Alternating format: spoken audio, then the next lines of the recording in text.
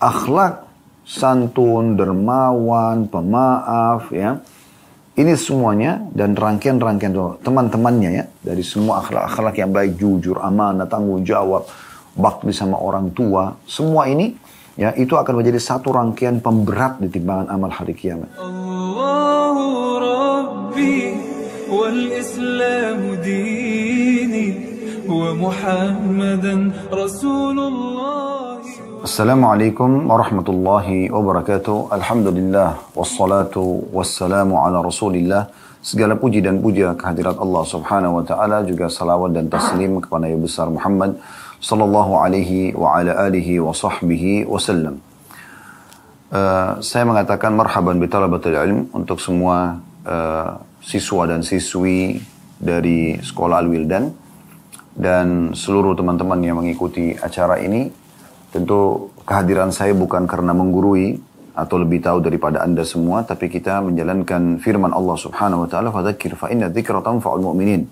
Saling memberikan peringatanlah karena peringatan sangat bermanfaat bagi orang-orang beriman, juga menjalankan sabda Nabi alaihi salatu wassalam, "Ad-dinun nasiha." Agama ini semua memang isinya nasihat. Jadi memang kita penting untuk saling menasihati satu sama yang lain, memberikan masukan satu sama yang lain. Dan memang ini bagian daripada agama kita. Dan bagaimana para sahabat ridwanullahi alaihim, mereka itu di saat bertemu satu sama yang lain, mereka selalu berkata, "Ta'al nu'minu sa'ah." Ayo kita menambah iman kita sesaat. Bahkan di antara mereka, walaupun hanya sekedar berbicara saja atau menyampaikan saja ya, surah Al-Asr atau Wal-Asr ya. Surah Al-Asr mengingatkan saja itu sudah cukup ya bagi mereka untuk ya menjadikannya sebagai peringatan satu sama yang lain. Baik, kesempatan ini insyaallah kita akan membahas tentang akhlak Rasulullah sallallahu alaihi wasallam. Bermula dari surah Al-Qalam ayat 4 di mana Allah Azza wa Jalla telah memuji nabinya Muhammad sallallahu alaihi wasallam dengan firman-Nya, "Wa innaka la'ala khuluqin 'azim." Sesungguhnya hai Muhammad, engkau benar-benar memiliki akhlak yang sangat mulia. Jadi pujian Allah Subhanahu wa taala ini sebagai pencipta seluruh makhluk kepada Nabi Muhammad SAW bukan hal yang ya main-main, tapi ini sesuatu yang sangat luar biasa. Ya, di mana memang ini pasti karena adanya karakter dan sifat yang sangat mulia dari baginda Nabi alaihissalatu wassalam. Dan Allah Subhanahu wa taala juga menyebutkan dalam surah Al-Ahzab ya, penjelasan tentang agar seluruh orang beriman menjadikan Nabi alaihissalatu wassalam sebagai suri tauladannya. Dalam firman-Nya Allah menyebutkan, "Laqad kana lakum fi Rasulillahi uswatun hasanatun liman kana yarjullaha wal yawmal akhir wa dzakarallaha katsira." Sesungguhnya pada diri Rasulullah Muhammad sallallahu alaihi wasallam ada suri tauladan, ya, ada suri tauladan. Maksudnya dicontohi, diikuti, diciplak hidupnya, ya. Bagi orang-orang yang berharap bertemu dengan Allah, berharap juga mendapatkan balasan nanti di hari kiamat, ya. Serta banyak berzikir kepada Allah dengan zikir yang banyak. Dengan zikir yang banyak. Jadi, ya, kita bisa melihat bagaimana dari ayat Al-Quran pujian Allah Subhanahu wa taala kepada nabinya Muhammad sallallahu alaihi wasallam tentang masalah akhlak Nabi ini, ya, tentang akhlak Nabi ini. Dan juga bagaimana ya Nabi sallallahu alaihi wasallam menyebutkan dalam hadis yang masyhur, beliau mengatakan, "Innama bu'ithtu liutammima makarimal akhlak." Jadi memang aku ini diutus khusus untuk menyempurnakan akhlak-akhlak yang mulia, akhlak-akhlak yang mulia. Jadi memang Nabi alaihissalatu wassalam adalah figur yang sangat pantas untuk dicontohi dalam masalah karakter dan juga yang kata bahasa agama kita adalah akhlaknya. Dan ini teman-teman sekalian adalah yang akan menjadi inti bahasan kita pada kesempatan ini. Bagaimana akhlak Nabi alaihissalatu wassalam. Sebelum banyak menyebutkan sabda-sabda Nabi SAW berhubungan dengan masalah akhlak ini, kita juga bisa melihat realita di lapangan. Nabi alaihissalatu wassalam adalah figur ya, seorang suami yang sangat baik, sangat santun, ya, sangat ramah, pemaaf, lembut. Semua itu ada pada diri beliau. Dan beliau sendiri mengatakan, ya,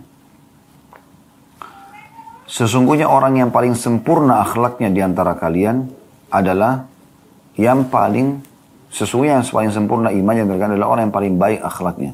Dan orang yang paling baik akhlaknya adalah yang paling baik pada istrinya. Yang paling baik pada istrinya. Maka ini ya, menandakan bahwasanya Nabi SAW menjelaskan kalau ada relevansi antara keimanan dengan akhlak. Ya. Akmalu mu'minan imanan ahsanum khuluqa. Orang mukmin yang paling sempurna imannya, level tertinggi ya, adalah orang yang paling baik akhlaknya. Wa khiyarukum li ahli. Dan tolok ukur ya, baiknya akhlak itu justru bagaimana baiknya seseorang pada istrinya. Gitu. Dan Nabi SAW mengatakan, wa ana khiyarukum li ahli. Dan aku adalah orang-orang atau orang yang paling baik pada istrinya. Jadi beliau itu figur suami yang selalu saja dirindukan oleh para istri. Ya, dan juga diharapkan oleh banyak wanita untuk menjadi suami. Karena memang figuritas yang luar biasa gitu. Hampir semua istri-istri Nabi sangat bangga menjadi pasangan beliau. Gitu. Bahkan pada saat turun ayat Al-Quran tentang pemilihan apakah para ummahatil mu'minin akan memilih urusan dunia, nafkahnya diberikan lebih seperti yang mereka minta, dan urusan dunia juga diberikan lebih kepada mereka, atau mereka memilih Nabi SAW, maka mereka mengatakan kami akan memilih Rasulullah SAW. Bahkan Aisyah mengatakan radhiyallahu anha pada saat Nabi SAW sampaikan pilihan Allah itu, beliau mengatakan, ya Rasulullah, apakah masih ada pilihan untuk memilih anda atau harta dunia ini? Tentu aku akan memilih anda. Dan juga Aisyah pernah ditanya tentang akhlak Nabi SAW, karena di luar rumah Nabi SAW sudah terkenal dengan akhlaknya yang mulia. Di luar rumah sudah terkenal dengan akhlaknya yang mulia. Santun, ramah, sopan, dermawan, pemaaf, pemberani, semua ada karakter-karakter yang positif dalam diri beliau. Namun para sahabat penasaran, ingin tahu bagaimana beliau dalam rumahnya. Maka datanglah beberapa orang sahabat menuju ke rumah Ummul Mukminin Aisyah radhiyallahu anha, karena rumah beliau yang paling dekat dengan masjid dibandingkan rumah-rumah Ummul Mukminin yang lainnya. Maka mereka bertanya, kaifa kana khuluqun Nabi sallallahu alaihi wasallam? Bagaimana akhlaknya Nabi sallallahu alaihi wasallam? Maka Aisyah mengatakan radhiyallahu anha, kana khuluquhul Quran. Kayak sulit sekali untuk menggambarkan bagaimana indahnya akhlak beliau. Maka Aisyah cuma mengatakan akhlaknya Nabi adalah Al-Quran. Kalian lihat bagaimana Al-Quran itu firman Allah, sempurna, semua ada di dalamnya. Yang baik semua disebutkan, yang buruk pun diberikan penjelasan agar dihindari. Begitulah Nabi SAW. Selalu menjadi figur yang sangat baik, mendukung yang ma'ruf, dan juga selalu meluruskan yang mungkar dengan cara-cara yang baik dan santun. Itulah figur Rasulullah SAW. Ya. Beliau memang diutus untuk itu. Beliau juga adalah seorang figur ayah yang sangat baik kepada anak-anaknya. Selalu dirindukan oleh anak-anaknya. Ya. Sampai waktu beliau wafat, maka sempat ya, ditaburkan tanah ke dalam lubang kuburan Nabi SAW, dan Fatimah radhiyallahu anha melihat ya, ke arah kuburan tersebut sambil meneteskan air mata. Dia mengatakan, apakah jiwa kalian bisa menerima untuk meletakkan tanah ke arah tubuh Nabi SAW? Waktu kena sayangnya sama ayahnya gitu ya. Dan juga pada saat di Mekah sempat salah satu tokoh Mekah, dia seingat saya Uqbah bin Abi Mu'aid yang akhirnya terbunuh di perang Badr, sempat menuangkan kotoran unta di atas kepala Nabi SAW yang mulia pada saat beliau sedang sujud depan Ka'bah. Dan dia juga yang pernah menginjakkan telapak kakinya ke leher Nabi sampai Nabi SAW mengatakan seakan-akan aku akan meninggal dunia karena kerasnya injakan tersebut. Maka pada saat itu Fatimah datang lalu menangis dan membersihkan kepala ayahnya karena merasa ayahnya, dan dia merasa ayah ini hadir dalam hidupnya, kalau tidak mungkin ya. Dan Nabi SAW mencontohkan kepada semua umat ini bagaimana bermuamalah dengan anak kecil, bermuamalah dengan anak-anak yang atau remaja yang lebih muda. Beliau SAW mengucapkan salam kepada semua orang, apakah anak-anak, remaja. Dan SAW kalau masuk ke dalam kota Madinah, sementara beliau datang dari perjalanan, apakah safar atau yang lainnya, pasti sudah disambut di pintu gerbang Madinah oleh anak-anak kecil Madinah. Ada yang bergantungan di telapak kaki Nabi yang kanan, ada yang kiri, ada yang di tangan kanan, ada yang di tangan kiri, ada juga yang bergelantungan sampai di pundak Nabi SAW. Dan pada saat sudah tidak mampu lagi memegang anak-anak muslimin, beliau mengatakan kepada para sahabat, bantulah aku. Maka Abu Bakar, Umar dan sahabat-sahabat yang lain menggendong anak-anak muslimin tersebut. Ya. Ini menandakan kenapa? Karena ada figur ayah yang penuh dengan sifat penyayang, ya, penyantun. Bukan cuma pada anak secara langsung, kepada cucu pun sama. Pernah Hasan dan Husain datang dan lewat di hadapan Nabi SAW di masjid, sementara Nabi lagi ngobrol dengan para sahabat. Maka pada saat itu Nabi SAW memeluk keduanya dan menciumnya. Ada Al-Aqra' bin Habis, salah satu sahabat, dia kaget pada saat itu melihat. Dan dia mengatakan, apakah kalian mencium anak-anak kalian? Sesungguhnya aku memiliki 10 orang anak, belum pernah aku cium selamanya. Maka Nabi SAW menghadap ke arah Al-Aqra' sambil mengatakan, ya, aku tidak melihat kecuali Allah sudah mengangkat kelembutan dari hatimu. Pernah satu kali Hasan radhiyallahu anhu lewat ya, di hadapan Nabi SAW, dan Nabi memegang kedua telapak tangan Hasan yang kecil, waktu itu masih kecil, dan membiarkan kedua telapak kakinya menginjak telapak kaki Nabi. Kemudian Hasan terus menaikkan kakinya ke betis Nabi, ke tulang kering Nabi, ke betis Nabi, ke lutut Nabi, ke paha Nabi, sampai akhirnya naik ke perut Nabi dan naik ke dada Nabi SAW. Dan Nabi SAW mengajaknya bercanda di depan para sahabat. Pernah juga Nabi SAW lagi sholat asar. Kemudian beliau pada saat lagi sujud di rakaat terakhir, itu sempat Hasan dan Husain datang. Lagi Nabi SAW sholat, dan kemudian tiba-tiba keduanya menaiki punggung Nabi SAW di saat lagi sujud. Di saat lagi sujud. Maka Nabi SAW tidak angkat kepalanya. Sampai sebagian sahabat yang meriwayatkan hadis mengatakan, kami mengira sesuatu buruk telah menimpa Nabi SAW. Dan kami mengetahui apa yang terjadi setelah Nabi SAW bangun dan salam. Ternyata di pundak Nabi ada Hasan dan Husain. Untuk menjaga perasaan kedua cucunya yang masih kecil tersebut.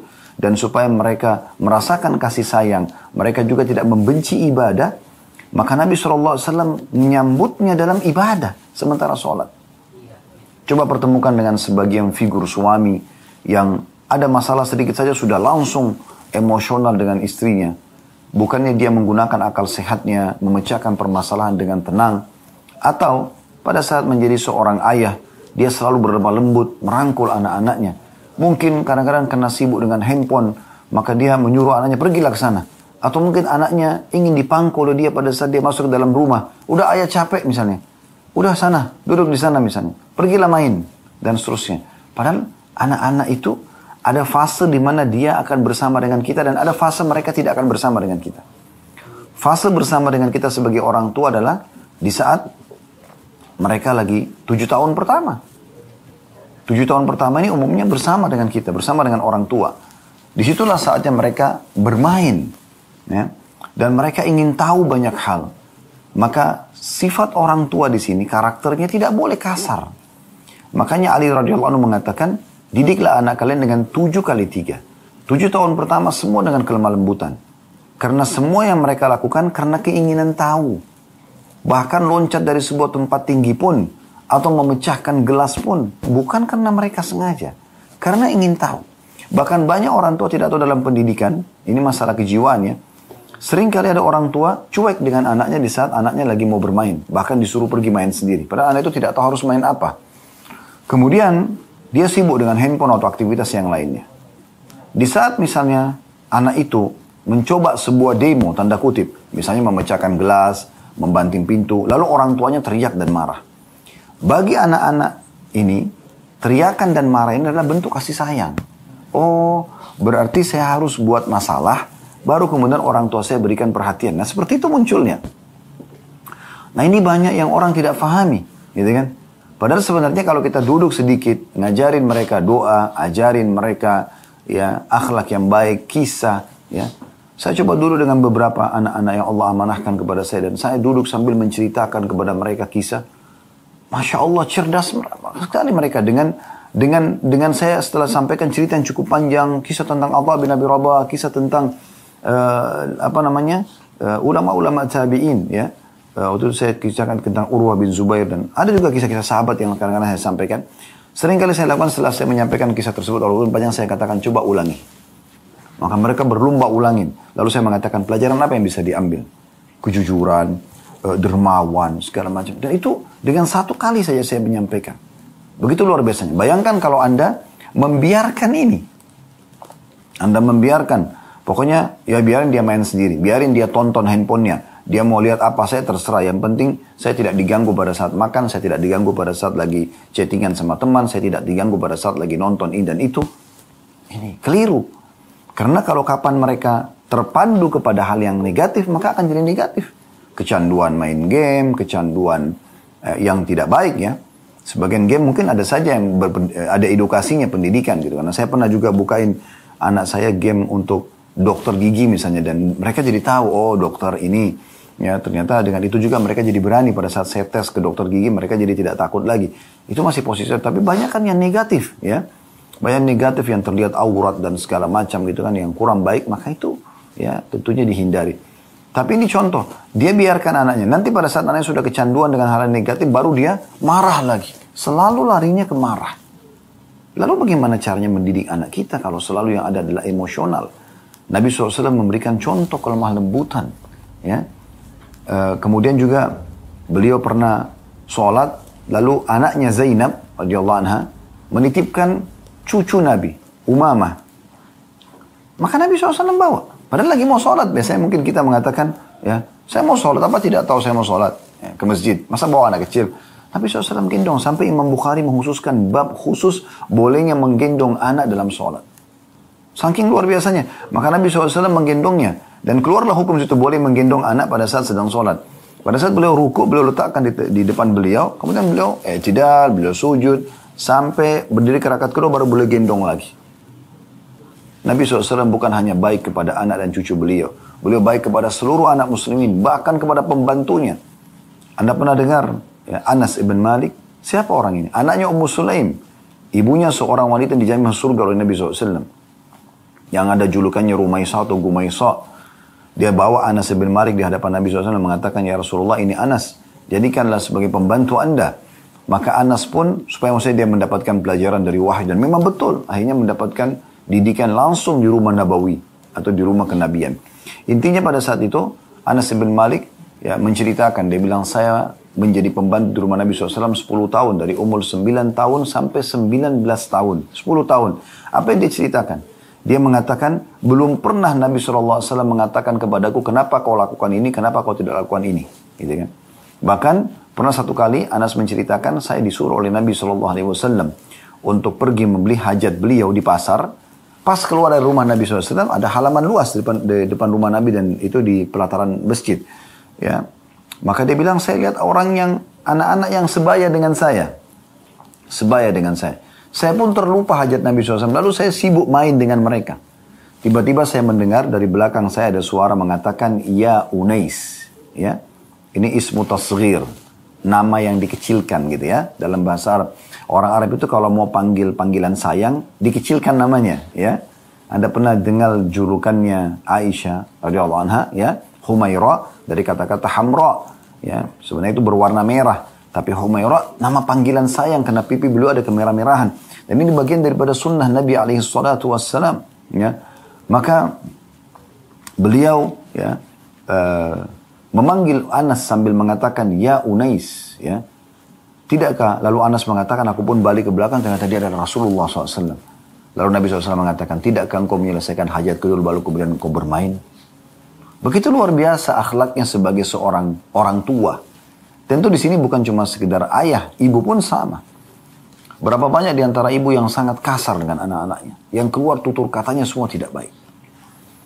Tadi waktu sholat duhur saya sempat kultum di musola dekat kantor kami. Terlintas kisah tentang Syekh Sudais. Ya.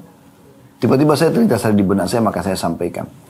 Pernah satu kali diwawancarai beliau oleh wartawan di TV nasional Saudi. Apa rahasianya? Kenapa Anda menjadi imam haram seperti ini? Ada banyak imam haram tapi tidak setenar beliau gitu. Di mana-mana orang banyak mencontohi suaranya dari imam-imam masjid. Dan kalau beliau sholat itu luar biasa gitu. Pengaruhnya sangat besar. Ya, maksudnya efek kehusyuannya, doanya. Sampai sekarang di malam-malam ganjil, terutama di malam yang diharapkan Lailatul Qadar, pasti beliau disuruh berdoa. Di khatam Quran juga begitu. Ya. Maka beliau mengatakan ini karena doa ibu saya. Lalu wartawan itu bertanya, memang apa doa ibu Anda? Maka dia mengatakan dulu, waktu saya masih kecil, kalau saya aktif, orang kita biasa menganggap nakal, padahal anak kita aktif ya. Kalau saya aktif atau biasa dibahasakan nakal, maka ibu saya dalam kondisi marah pun mengatakan apa? Ya, pergilah ke masjid haram, semoga engkau menjadi imam haram. Itu doanya. Berapa banyak di antara ibu-ibu mengatakan, saya menyesal melahirkan kamu. Kamu nakal sekali. Kamu begini dan begitu. Selalu bahasanya buruk. Ini bisa menjadi doa. Bukankah Nabi SAW mengatakan dalam hadis ya, yang sahih beliau mengatakan jangan ucapkan kalimat buruk pada diri kalian, harta kalian dan keturunan atau keluarga kalian karena bisa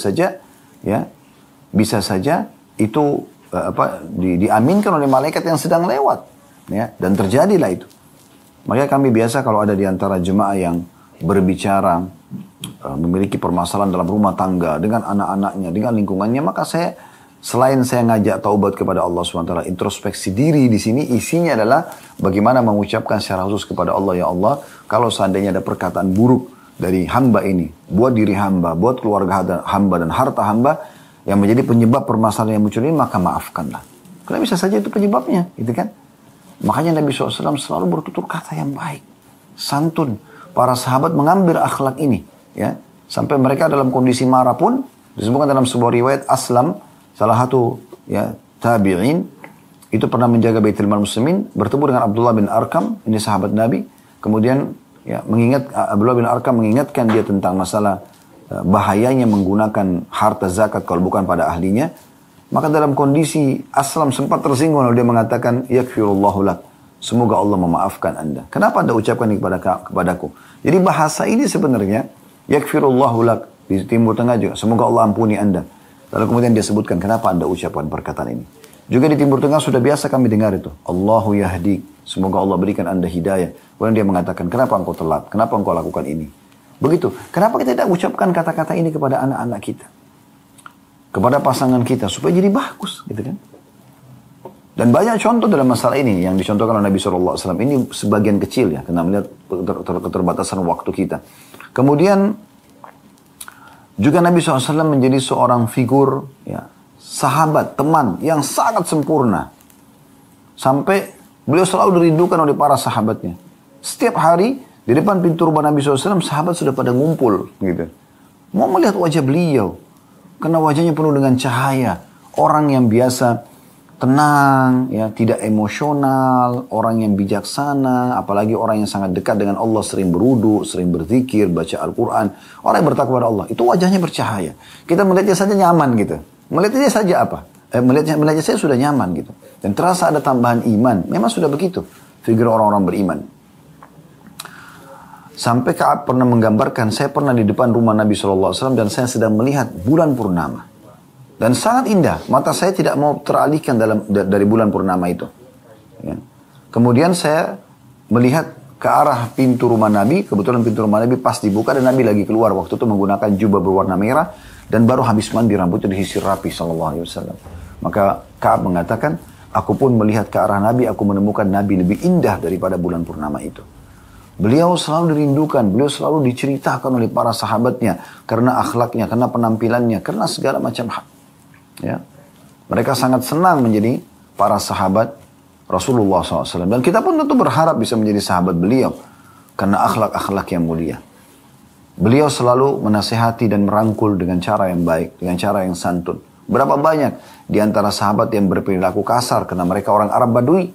Disebutkan dalam sebuah riwayat Bukhari. Bahwasanya ada seorang sahabat Badui datang. Dan mengatakan, Ya Rasulullah, berikanlah aku dari harta yang Allah amanahkan kepada Anda. Perkataan yang kasar. Bahkan sebagian mereka yang mengatakan, hai Muhammad, berikan harta Allah yang diamanahkan kepadamu. Sebenarnya orang ini terbiasa dengan pola seperti ini. Mungkin dia pun kalau minta makan sama istrinya, mana makanannya, berikan kepada saya. Nah, gitu. Jadi seperti itu. Nah. Tapi subhanallah, ya, Nabi SAW tidak seperti itu. Ya. Beliau tidak marah-marah. Ya. Beliau sangat santun, sangat baik gitu. Ya. Akhirnya beliau mengatakan, baiklah, ambillah ini. Nabi SAW berikan. Setelah Nabi berikan, Nabi SAW masih bertanya di depan para sahabat, cukupkah? Orang itu dengan santainya mengatakan, belum. Sebenarnya, sebagian ulama hadis menanggapi, orang Badui ini bukan kasar sebenarnya. Tapi bawaannya sudah begitu. Pribadinya mungkin karena tidak pernah dibentuk, tidak pernah diberikan masukan tentang akhlak yang mulia, sehingga memang muamalahnya seperti itu. Ada orang bawaannya memang karena lingkungan, karena keluarga yang membentuk dia menjadi seperti figur yang keras ataupun kasar. Maka Nabi SAW mengatakan, baiklah, silakan ikut ke rumah saya akan berikan kepada anda. Maka Nabi SAW mengajak orang itu ke rumah, lalu Nabi SAW berikan. Sampai orang itu, waktu Nabi SAW tanya, sudah cukup? Dia mengatakan, sudah cukup. Jazakallahu khairan. Perhatikan, orang ini mengatakan kalimat tersebut. Apa yang Nabi SAW melakukan? Sebagai bentuk akhlak beliau. Sebagai seorang sahabat yang baik. Beliau ambil positifnya, beliau tinggalkan semua negatifnya. Beliau mengatakan, kalimat kau ini sangat bagus yang kau ucapkan. Ketahuilah, di masjid tadi, waktu kamu pertama datang, kata-kata yang kau ucapkan mungkin sudah menyinggung perasaan sebagian sahabatku. Bisa nggak saya ajak kamu sekarang ke masjid, lalu kamu ucapkan kalimat ini lagi. Kamu katakan jazakallah khair karena sudah cukup pemberian. Supaya mereka tidak tidak salah sangka dengan kamu. Maka dia mengatakan, baiklah. Maka Nabi SAW ajak lalu mengatakan, sesungguhnya di depan para sahabat, orang ini tadi datang dan punya hajat. Dia menyampaikan hajat, kami berikan kepada dia. Kemudian dia masih kurang, kami ajak ke rumah kami. Lalu kami berikan. Dan setelah kami berikan, ternyata sudah cukup buat dia. Bukankah begitu saudaraku? Iya. Lalu bagaimana? Dia mengatakan, jazakallah khairan. Kata Nabi SAW, lihat. Dia mengucapkan perkataan positif ini. Ya. Jadi jangan pernah ada yang marah dengan saudaranya ini. Dan orang itu pergi. Lihat bagaimana Nabi SAW menjadi seorang sahabat yang luar biasa. Gitu kan? Beliau kalau berada di tengah-tengah sahabat, selalu duduk, tersenyum, berbaur dengan mereka. Tidak ada eksklusif.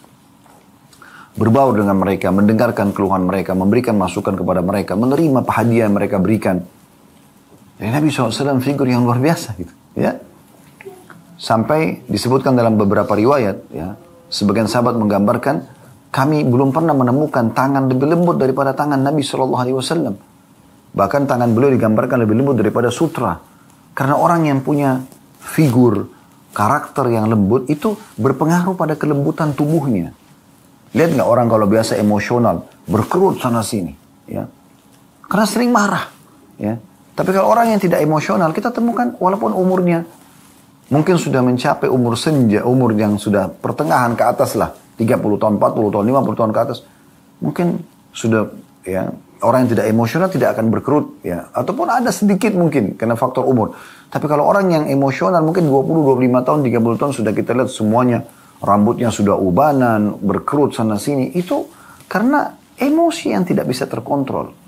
Makanya pernah ada sahabat yang datang dan mengatakan, ya Rasulullah, ausini, wahai Rasulullah, berikan aku wasiat. Apa maknanya? Supaya aku ini berinteraksi sama manusia. Oke, ya.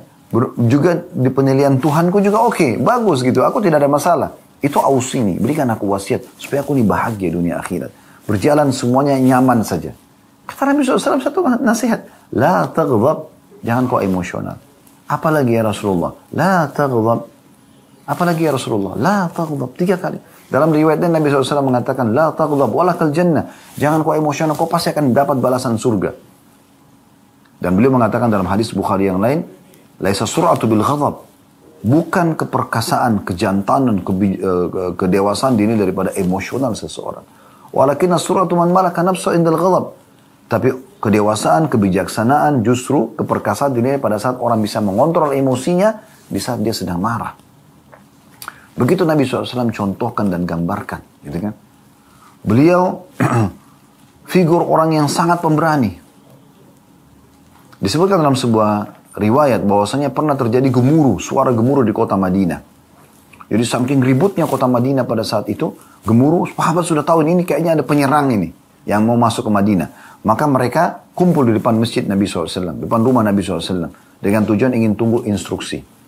Tak lama kemudian suara itu sudah hilang, nggak ada lagi suara gemuruh tersebut. Dan dari kejauhan mereka lihat ada satu orang penunggang kuda sedang jalan, kena gelap ya. Dia membawa obor, gitu kan? Obor di tangan kanan dan pedang di tangan kirinya. Sambil jalan. Begitu mendekat, karena makin jelas ada obor dekat di tangan kanannya, maka terlihatlah wajah Nabi SAW. Beliau tidak tunggu orang-orang, beliau dengan kena beraninya, beliau menuju langsung ke tempat lokasi sebagai seorang ya sahabat yang melindungi sahabat-sahabatnya. Bahkan ini bisa masuk dalam contoh seorang pemimpin yang luar biasa. Pemimpin yang menjadi suri tauladan. Bukan hanya duduk, ongkang kaki, perintah orang, enggak. Dia menjadi contoh. Terjun di lapangan. Ya. Nabi SAW contohkan itu. Beliau pemberani. Beliau juga orang yang sangat dermawan. Menunjukkan kepada para sahabat bagaimana seorang pemimpin menaungi. Pernah beliau diberikan banyak sekali keranjang-keranjang kurma. Dan ada beberapa orang dari Ansar datang. Minta, ya Rasulullah kasih. Dikasih. Kasih. Dan Nabi itu kalau beri teman-teman sekalian bukan seperti misalnya punya 10 kue, kita cuma kasih 1 kue. Enggak. Nabi SAW lihat, oh orang ini punya keluarga sekian. Butuh 10 langsung dikasih. Butuh 5 dikasih. Jadi bukan main-main untuk memenuhi kebutuhan. Bukan hanya sekedar kayak melepaskan tanggung jawab atau supaya orang ini tidak tuntut lagi. Enggak. Jadi luar biasa. Kedermawanan yang luar biasa. Makanya Jabir bin Abdullah menggambarkan karena Nabi SAW ajwadun nas. Nabi SAW adalah orang yang paling dermawan. Susah digambarkan. Bahasa Arabnya ajwad. Ya. Orang yang sangat jud. Orang yang melampaui batas kedermawanan. Kalau ada orang digambarkan kalau dari bahasa Arab itu kalau ada orang yang suka memberi dengan pada saat orang minta, misalnya ada orang datang minta dikasih, itu dikatakan orang yang baik, ya.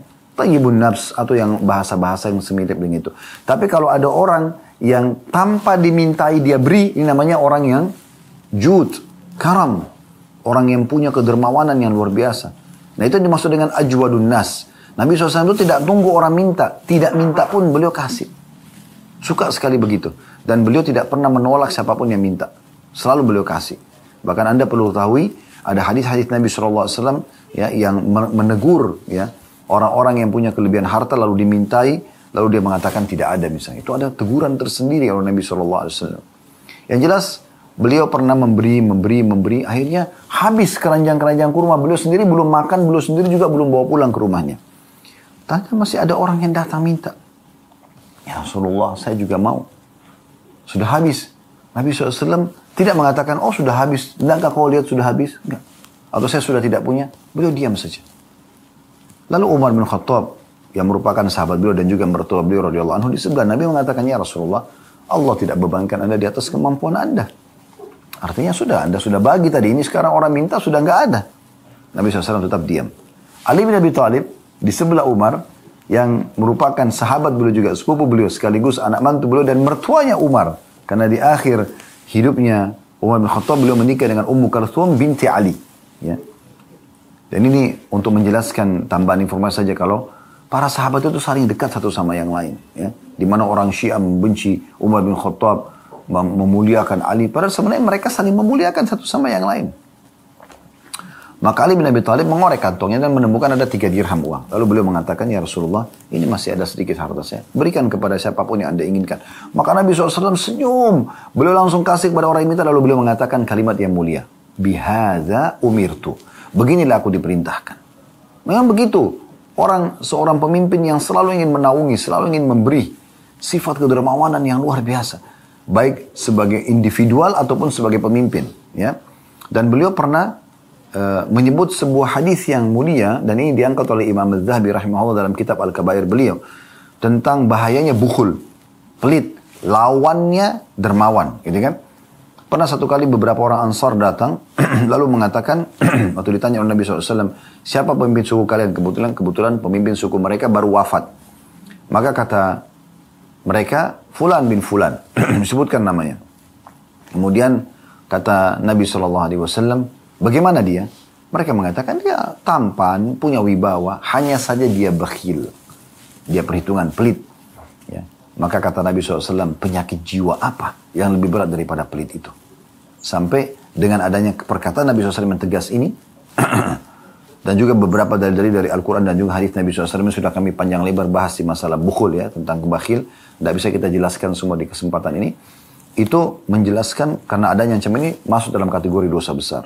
3 buku dosa besar yang kami bedah, Imam Az-Zahabi dalam kitab Al-Kabirnya, Syekh Muhammad Munajjid dalam kitab Al-Kabair, dan Syekh Muhammad bin Abdul Wahhab dalam kitab Al-Kabairnya. Ini semua masih berjalan di Rabu malam, nanti malam insya Allah. Dan kita sudah masih berada di kitab yang ketiga, kitabnya Syekh Muhammad bin Abdul Wahhab rahimahullah dalam kitab Al-Kabairnya. Dan insya Allah nanti malam kita akan bahas tentang merendahkan dan mengagumi nikmat Allah Subhanahu wa Ta'ala. Ya, jadi kalau Anda punya waktu, Anda bisa hadir baik offline ataupun online insya Allah di Blok M Square nanti malam ya, selepas maghrib. Tapi intinya teman-teman sekalian, bagaimana Nabi SAW mencontohkan sifat kedermawanan. Di sini saya ingin berbagi juga kepada orang tua, mungkin wali-wali sekolah Al-Wildan ataupun yang hadir secara online. Ya, coba ubah pola. Ini saran saya saja, ini saran ya. Ubah pola selalu menanamkan kepada diri anak-anak menabung, belikan celengan. Kenapa disuruh menabung? Kenapa bukan disuruh sedekah? Berarti menabung tidak boleh dalam Islam, Ustaz? Boleh, tapi kalau itu yang menjadi pedoman hidup, selalu ditekan menabung ya nak, belikan celengan. Ini Anda sedang menanamkan sifat bakhil kepada dia. Ya. Kalau Anda punya 2 orang anak, Anda belikan masing-masing celengan, dan Anda berikan uang untuk selalu supaya nabung, pastikan sudah terlihat efek sifat bakhil itu. Kapan si kakak memegang celengan si adik, maka si adik akan marah. Kapan si adik pegang celengan si kakak akan marah. Pasti. Ini bisa berantem bahkan. Bukan cuma itu. Kita sebagai orang tuanya pun kalau memindahkan celengan si anak, maka anak akan mengatakan, siapa yang pindahkan celengan saya? Ibu nak. Ibu ini. Nah, ayah ini. Itu kan punya aku. Nah, ini efek daripada itu. Ya. Orang-orang kapitalis mengatakan menabung pangkal kaya. Ini bentrok sekali dengan Islam. Islam adalah sedekah pangkal kaya.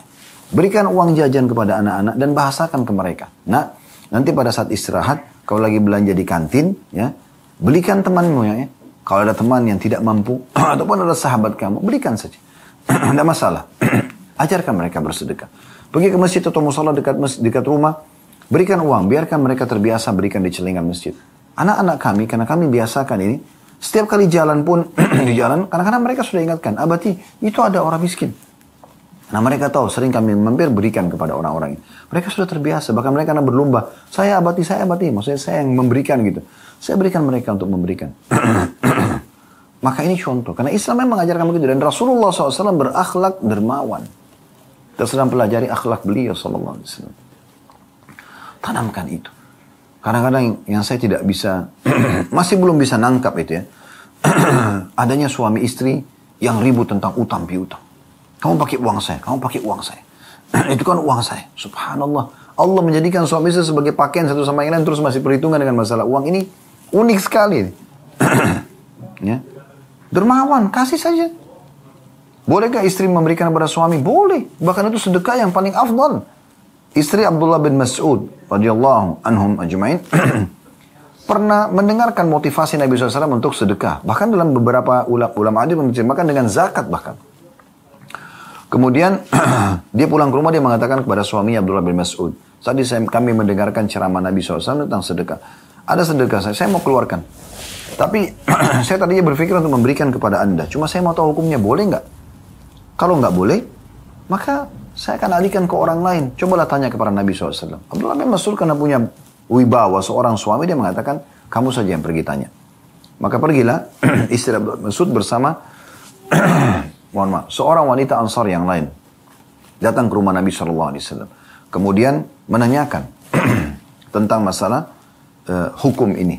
Walaupun bukan Nabi SAW yang keluar adalah Bilal pada saat itu radhiyallahu anhu. Kemudian ditanyakanlah hukumnya. Kalau tidak salah nama istri Abdullah bin Mas'ud Zainab. Ya. Maka Nabi SAW menjawab pada saat itu. Mohon maaf. Dikatakan kepada Bilal, sampaikan kepada Zainab itu. Kebetulan Zainab ini istri Abdullah bin Mas'ud dan satu lagi orang Ansar namanya juga Zainab. Dua-duanya lagi bertanya kepada Nabi SAW tentang hukum yang sama. Mereka wanita yang mampu, mereka mau memberikan kepada suami mereka yang tidak mampu. Maka kata Nabi SAW beritahukan kepada mereka berdua, bahwasanya kalau mereka lakukan itu, mereka akan mendapatkan 2 pahala. Pahala sedekah dan pahala silaturahimnya. Begitu juga dengan suami. Sulit sekali ketemu antara kelanggengan rumah tangga dengan bakhil. Bagaimana bisa? Gak mungkin. Sulit sekali ketemu kelanggengan persahabatan dengan bakhil. Gak mungkin. Tapi makin dermawan, makin murah hati, makin ringan tangan dalam memberi. Maksudnya di sini ya. Bukan masalah memukul, tapi memberi. Ya. Dermawan. maka makin disukai. Langgengnya hubungan suami istri, langgengnya hubungan antara orang tua sama anak, langgengnya sahabat dengan sahabatnya, mohon maaf, pemimpin sama bawahan, semua ini ya akan langgeng dengan kedermawanan. Makanya Nabi SAW contohkan sifat ini, karakter ini. Beliau orang yang sangat dermawan. Orang yang memberi itu pasti disukai. Orang yang bakhil pasti dibenci. Itu sudah umum. Ini figur Nabi SAW. Beliau orang yang sangat pemaaf. Sifat yang lain. Pemaaf sekali. Suka memaafkan. Dan Allah mengatakan dalam surah Al-Imran. Wal'afina anin nas. Orang yang suka memaafkan orang lain. Memang itu sifat orang-orang beriman. Ya. Allah yuhibbul muhsinin. Allah suka dengan orang yang berbuat kebaikan. Maka kita bisa lihat bagaimana Nabi SAW orang yang suka memaafkan. Pernah Anda dengar tentang Al-Wahsy? Wahsy, ya. Bukan Al-Wahsy, Wahsy namanya. Wahsy ini nama orang yang membunuh Hamzah di perang Uhud. Ya. Maka pada saat itu Wahsy ini di pembebasan kota Mekah, setelah pembebasan kota Mekah, di antara perang Hunain atau setelah perang Hunain, dia datang masuk Islam. Para Nabi SAW marah pada saat itu. Saya normal manusia, sampai Umar bin Khattab mengatakan saya tidak pernah melihat Nabi SAW menangis terisak-isak seperti tangisan pada saat Nabi SAW melihat pamannya Hamzah. Karena dadanya terbelah, jantungnya tercabut, hidungnya dipotong, mutilasi terjadi. Tapi pada saat masuk Islam Wahsy, Nabi SAW terima. Masuk Islamnya Hindun, istri Abu Sufyan, yang memotivasi pasukan di perang Uhud. Ya. Dia juga yang menyuruh Wahsy untuk membelah dadanya Hamzah atau mutilasi. Bahkan salah satu dari 10 orang yang Nabi bolehkan untuk dibunuh pada saat menembus kota Mekah, membebaskan kota Mekah, di antaranya Wahsy dan Hindun ini. Tapi Hindun sempat nyelip di kalangan para wanita. Kemudian waktu Nabi SAW menjelaskan membaiat para wanita, kalian tidak boleh syirik kepada Allah, kalian tidak boleh membunuh anak-anak kalian, tidak boleh mencuri. Sampai pada penjelasan, kalian tidak boleh berzina. Waktu itu di Mekah, yang berzina hanya wanita budak saja. Budak wanita, tidak orang wanita bebas tidak mungkin berzina. Mereka menjaga kemuliaan diri mereka gitu. Maka sempat Hindun bilang di belakang saf wanita, ya Rasulullah, apakah wanita bebas berzina? Nabi SAW bilang, Hindun, ini orang yang dihalalkan darahnya untuk bisa dibunuh di masa kota Mekah. Karena dia yang memotivasi orang Mekah untuk berperang gitu. Maka tiba-tiba Hindun mengatakan, Asyhadu an la ilaha illallah wa anna Muhammad Rasulullah. Syahadat. Apa yang terjadi? Apakah Nabi SAW marah dengan Hindun? Pura-pura kau masuk Islam. Enggak. Senyum menyambut keislaman itu. Bagi Nabi SAW karena punya sifat pemaaf, lebih penting hidayah sampai kepada orang daripada emosional saya. Gitu. Jadi kalau orang datang minta maaf, berarti dia jelas orang ini mau memperbaiki keadaannya. Ya sudah. Terima saja, selesai. Dan kita akan dapat pahala di sisi Allah Subhanahu wa taala, gitu kan? Daripada kita dendam-dendaman, karena dalam kamus setiap muslim tidak ada dendam, ya. Tidak ada putus asa, gitu.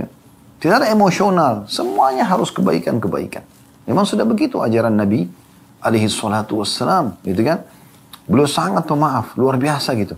Pernah ada seorang Yahudi masuk Islam gara-gara sifat maafnya Nabi SAW. Dia sengaja memancing emosi Nabi karena menagih utang para Nabi SAW. Para Nabi SAW bilang belum jatuh tempo, tapi dia paksakan, dia harus minta. Maka Nabi SAW suruh Umar memberikan pada saat itu ada Umar suruh berikan hutang Nabi SAW, maka dibayarlah. Lalu kemudian orang itu syahadat. Dia mengatakan saya telah menemukan seluruh sifat kenabian pada diri Muhammad kecuali satu yang belum saya buktikan. Ghalaba hilmuhu ghadabuh. Sifat kasih sayang dan pemaafnya mengalahkan emosinya. Dan saya sudah temukan sekarang. Maka dia syahadat gara-gara itu. Jadi begitulah figur Nabi alaihi salatu wassalam. Beliau sallallahu alaihi wasallam juga sangat baik. Bahkan kepada musuh-musuhnya.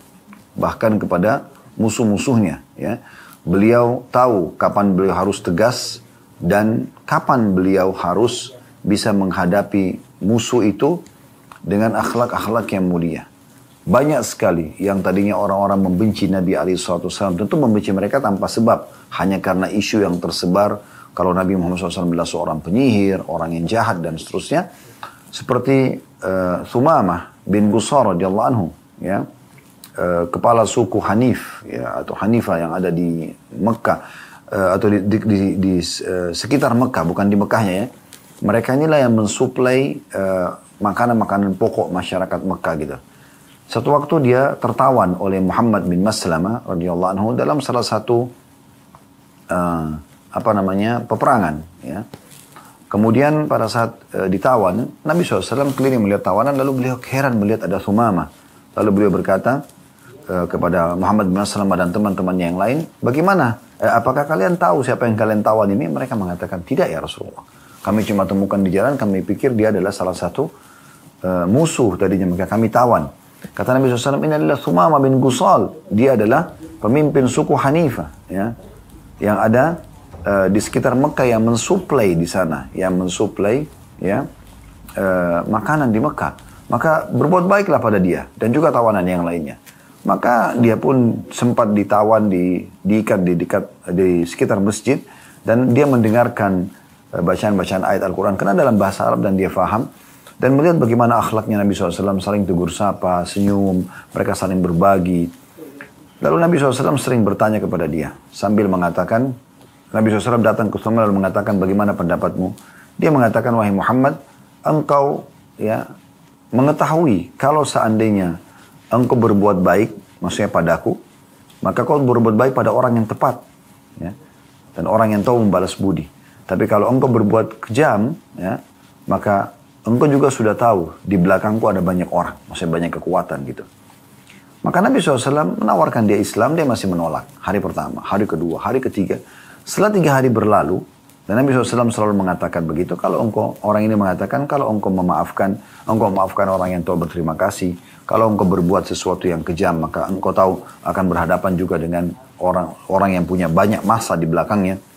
Maka Thumamah kaget waktu itu Nabi SAW mengatakan, pergilah, aku sudah memaafkanmu. Ya. Dan sempat Thumamah mengatakan, minta apa saja, aku akan berikan, yang penting kau bebaskan aku.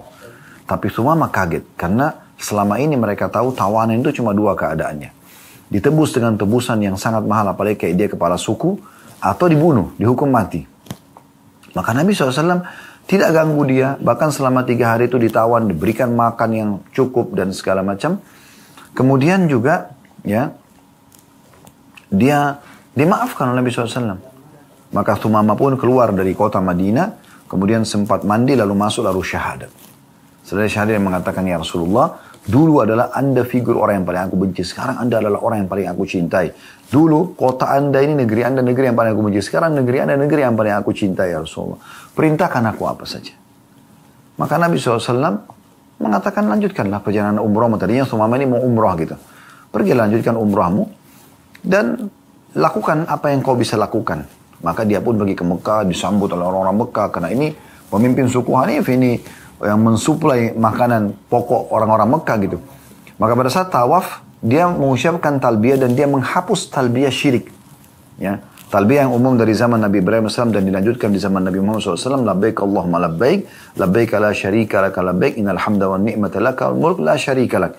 Tapi orang-orang Quraisy menambah, illa syarikan huwa lak tamliku wa ma malak. Ada tambahan kesyirikannya. Kecuali sekutu. Ya, terjemah labbaik Allahumma labbaik, ya Allah aku jawab panggilanmu dengan santun.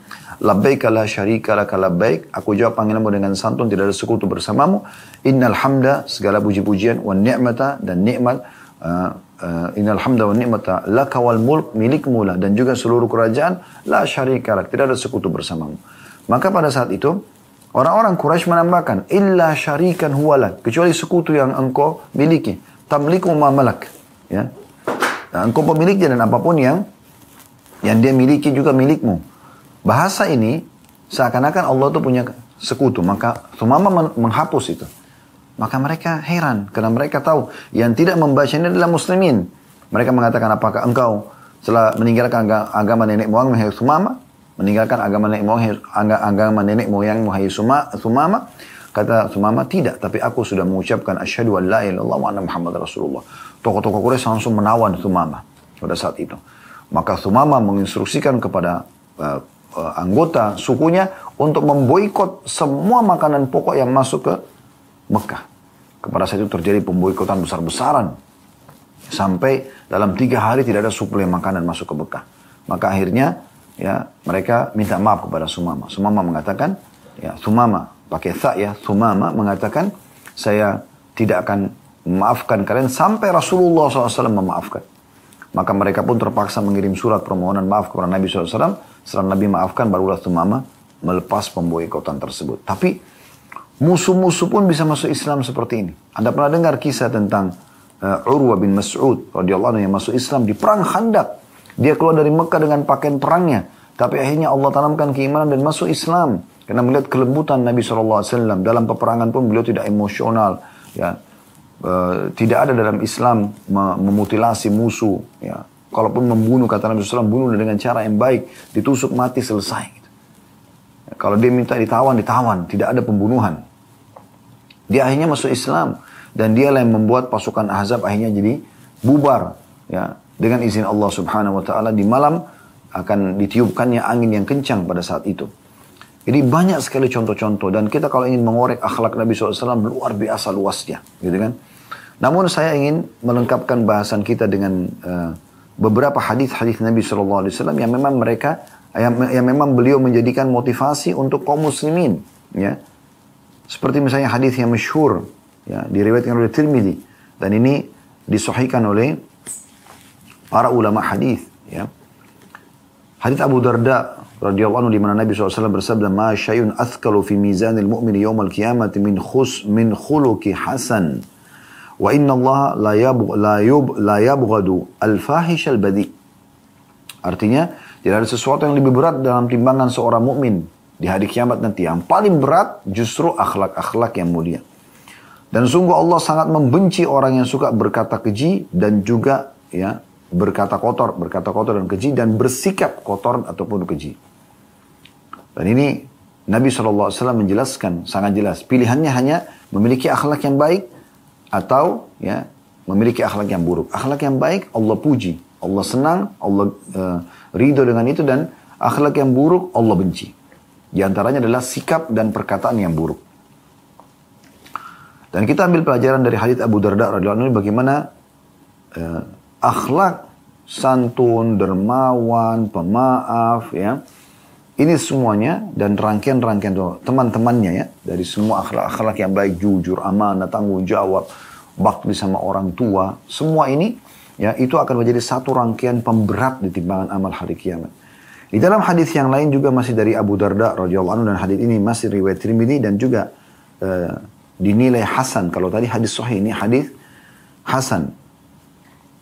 Kata Nabi SAW, "Ma min syai'in yudha'u fil mizani athqalu min husnil khuluq." Tidak ada sesuatu yang akan diletakkan di timbangan amal seseorang pada hari kiamat yang lebih berat daripada akhlak. Wa inna sahiba husnil khuluqi la yablughu bihi darajata sahibis shaumi was shalah. Dan ketahuilah sungguhnya orang-orang yang berakhlak mulia itu akan mencapai derajat-derajat tinggi di surga yang dicapai oleh orang-orang yang rajin puasa dan juga rajin sholat. Juga hadis Abu Hurairah radhiyallahu anhum. Dalam hadis yang diriwayatkan Tirmidzi juga dan Ibnu Majah dan dinyatakan sahih oleh para ulama hadis, yaitu Abu Hurairah mengatakan, "Su'ila Rasulullah sallallahu alaihi wasallam an aktsari ma yudkhilun nas al-jannah." Ditanyakan kepada Nabi SAW, apa sih yang paling banyak membawa orang masuk ke dalam surga? Tiket VIP ke surga apa sih? Supaya gampang masuk surganya. Nabi SAW simpulkan dua. Faqala taqwallah wa husnul khuluq. Patuh kepada Allah, apa yang Allah perintahkan kerjakan, apa yang Allah larang jauhi, dan akhlak yang mulia. Itu partnernya. Artinya, kalau ada orang beriman tapi akhlaknya buruk, itu tidak ada kebaikan padanya. Atau dia akhlak baik tapi tidak beriman, juga tidak ada kebaikannya. Tidak dinilai di sisi Allah SWT. Ya. Ini nanti kita lanjutkan hadisnya, tapi saya kuatkan dengan hadis lain, riwayat Bukhari Muslim juga. Pernah ada seorang sahabat bertanya, "Ya Rasulullah, di Madinah dia ada seorang wanita yang tidak pernah ketinggalan puasa, di siang hari tidak pernah ketinggalan sholat malam. Tapi lisannya tajam kepada tetangganya. Buruk akhlaknya." Kata Nabi SAW, "La khaira fiha hiya finnar." Mohon maaf. Nggak ada kebaikan padanya, dia pasti masuk neraka. Lalu orang yang sama mengatakan, "Ya Rasulullah, di Madinah ada seorang wanita, justru ibadahnya biasa saja. Tapi akhlaknya baik. Lisannya santun."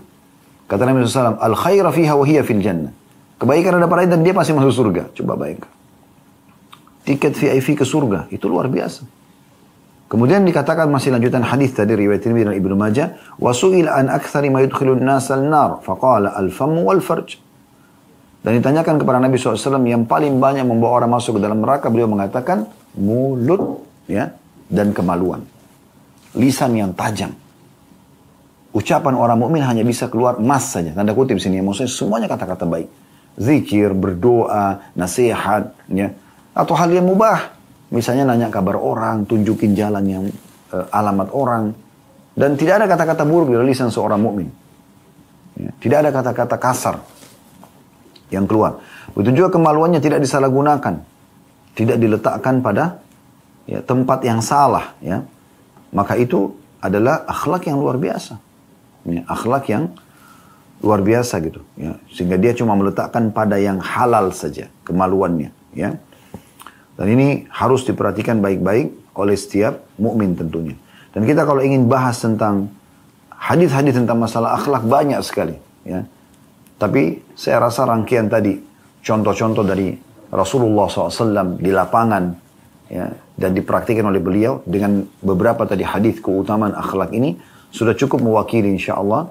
Baik teman-teman sekalian, baik teman-teman dari Al-Wildan dan juga yang lainnya. Mungkin sampai sini bahasannya, sudah pukul 14:09 kurang lebih.